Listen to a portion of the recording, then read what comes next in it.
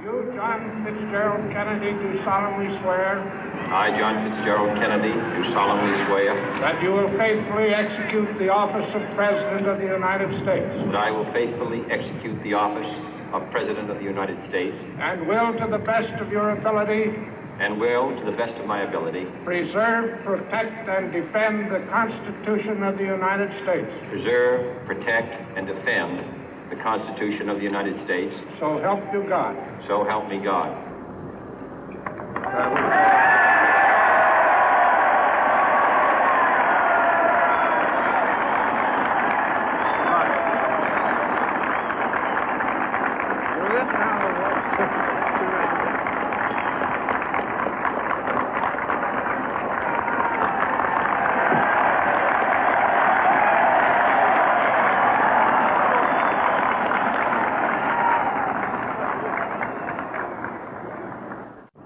Vice President Johnson, Mr. Speaker, Mr. Chief Justice, President Eisenhower, Vice President Nixon, President Truman, Reverend clergy, fellow citizens.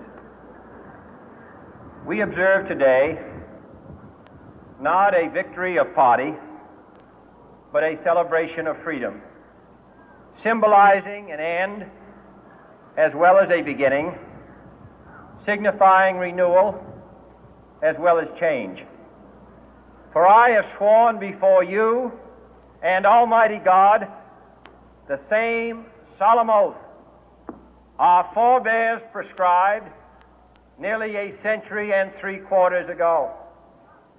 The world is very different now, for man holds in his mortal hands the power to abolish all forms of human poverty and all forms of human life. And yet the same revolutionary beliefs for which our forebears fought are still at issue around the globe. The belief that the rights of man come not from the generosity of the state, but from the hand of God. We dare not forget today that we are the heirs of that first revolution. Let the word go forth from this time and place to friend and foe alike that the torch has been passed to a new generation of Americans born in this century, tempered by war, disciplined by a hard and bitter peace, proud of our ancient heritage, and unwilling to witness or permit the slow undoing of those human rights to which this nation has always been committed and to which we are committed today at home and around the world.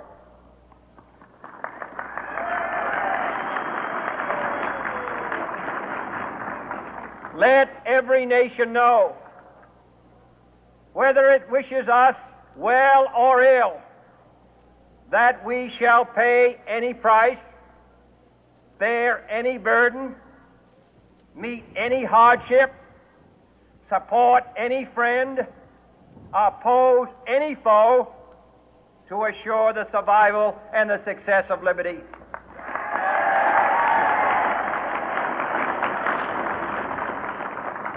This much we pledge and more.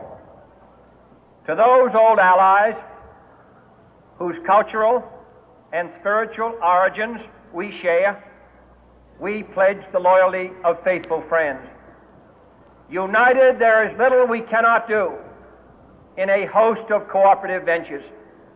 Divided, there is little we can do, for we dare not meet a powerful challenge at odds and split asunder. To those new states whom we welcome to the ranks of the free, we pledge our word that one form of colonial control shall not have passed away, merely to be replaced by a far more iron tyranny. We shall not always expect to find them supporting our view, but we shall always hope to find them strongly supporting their own freedom, and to remember that in the past, those who foolishly sought power by riding the back of the tiger ended up inside.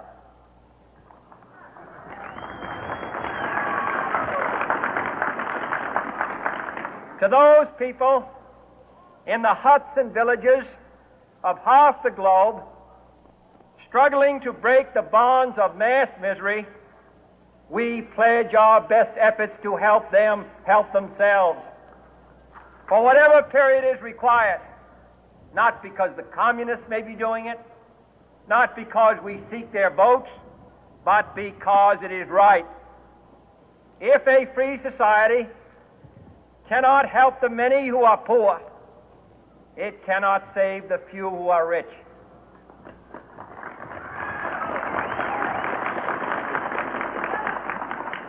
To our sister republics south of our border, we offer a special pledge to convert our good words into good deeds, in a new alliance for progress, to assist free men and free governments in casting off the chains of poverty.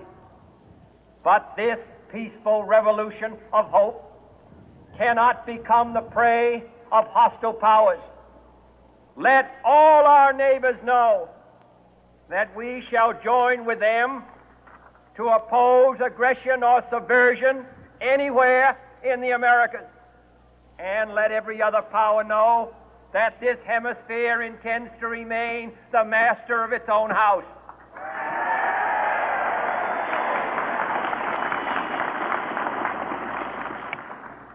To that World Assembly of Sovereign States, the United Nations, our last best hope, in an age where the instruments of war have far outpaced the instruments of peace, we renew our pledge of support to prevent it from becoming merely a forum for invective, to strengthen its shield of the new and the weak, and to enlarge the area in which its writ may run. Finally, to those